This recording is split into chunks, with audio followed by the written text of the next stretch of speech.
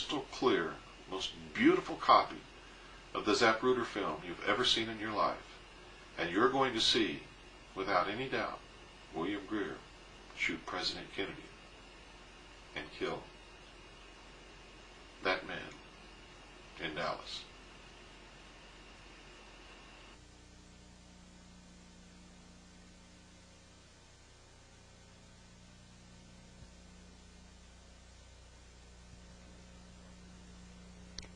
Nearly 25 years ago, the people of the United States and the world were shattered by the impact of an assassin's bullets upon the helpless, unsuspecting young President of the United States, John Fitzgerald Kennedy.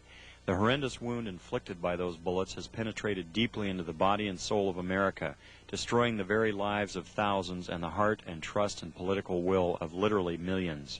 And the years that have passed since this tragic event removed from the world stage perhaps one of the most promising human agents of peace and progressive political development, we have been fed one officially sanctioned lie after another, beginning with a blue ribbon cover-up commission to a castrated Senate Select Committee seeking to shed light upon an event deliberately enshrouded in deception, concealment, and outright falsehood.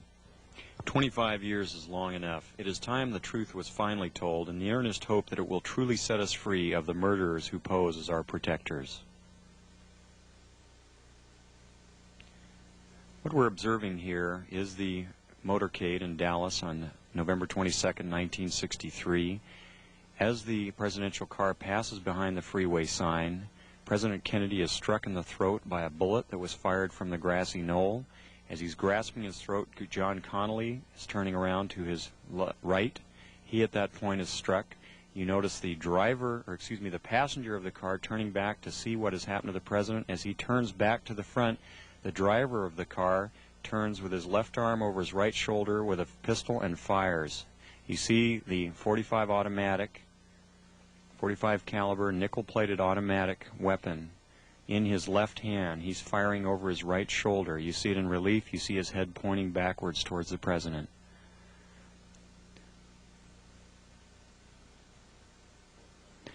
In this enhanced close-up, you see the impact of the bullet upon the president. The force of the shot drives him violently backward against the back of the seat. You see Mrs. Kennedy react in horror. The ugly gaping wound, which is evident here, according to many observers at the scene, was actually created on the print. This was not the actual nature of the wound. But you notice that Mrs. Kennedy wasted no time in trying to exit the vehicle because she clearly was able to determine exactly where that shot had originated, and it was her personal bodyguard, Clint Hill, another Secret Service agent, who attempted to keep her in. What the arrow is indicating here is what appears to be the outline of a man, a hat, and his rifle. The arrow is pointing to the rifle barrel of the man in the bushes who possibly was the rifleman on the grassy knoll who fired that shot. Another view taken by another photographer. Again, you see Mrs. Kennedy trying to exit the vehicle from behind, being pushed back in by her bodyguard. Number of witnesses on the scene rushing towards the vehicle.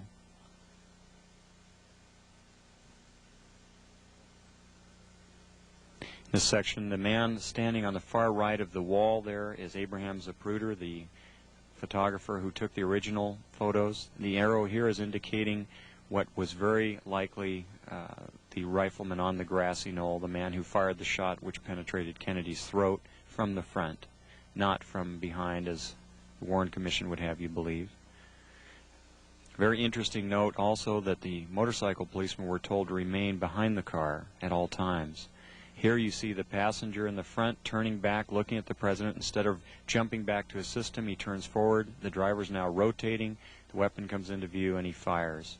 You'll see this repeatedly in these sequences. Kennedy's been shot in the throat. He's leaning to his left. The driver now begins to rotate. His left arm comes over his right shoulder and he fires now.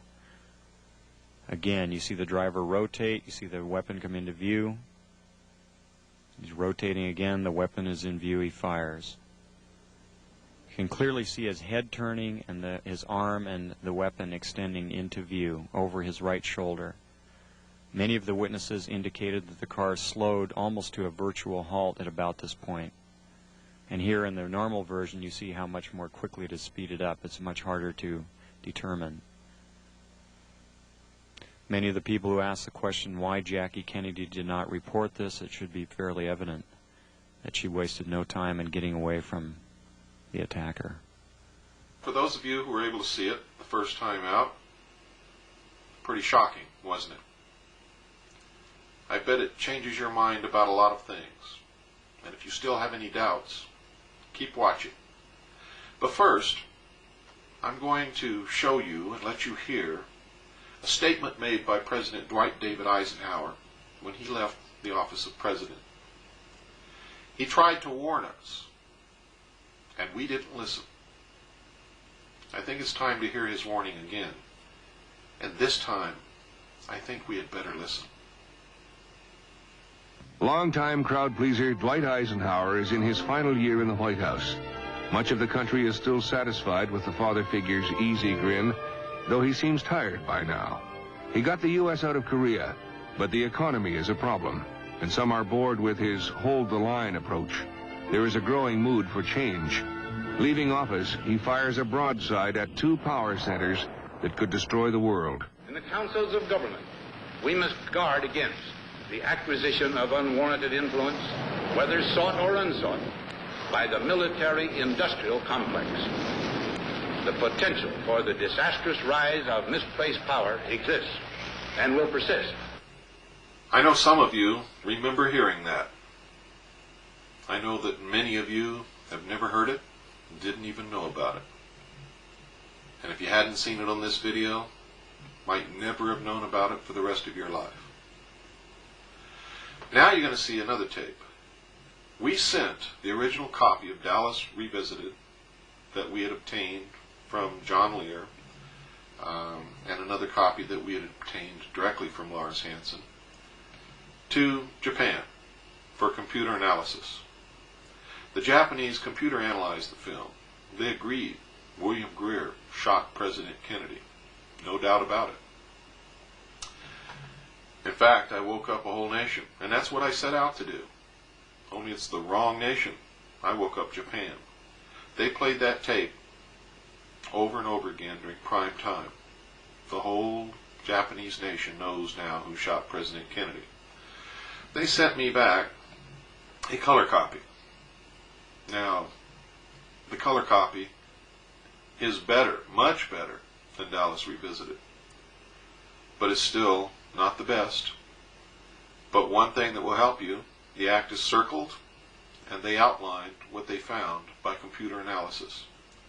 So you're going to be able to see it a lot better this time around. Remember, keep your eyes on the driver. 一発目が発射された直後、画面右端の運転手が振り向き、肩越しにピストルで撃つのが見える。画面の右端に見える運転手の動作に注意するとわかる。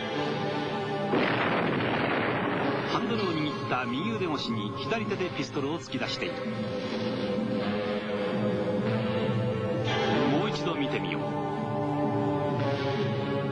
間もなく運転手の頭が後ろを振り向くと同時に肩のところに白く光るピストルが出てくるのが見える。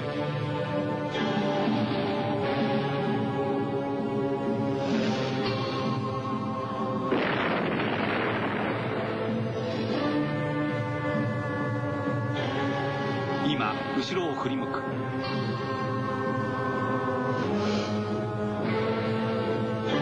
同じシーンを何度か繰り返してみるとよくわかる。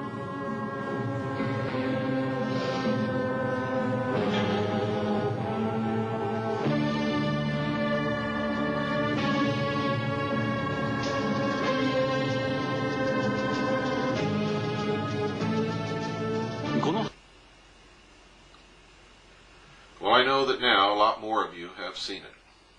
A lot more than saw it when you watched the original black and white Dallas Revisited at the beginning of this videotape. And I bet there's some wet eyes out there. You've probably gone into the Kleenex box or into your pocket for a handkerchief. Don't be ashamed and don't be embarrassed. It never fails to bring a lump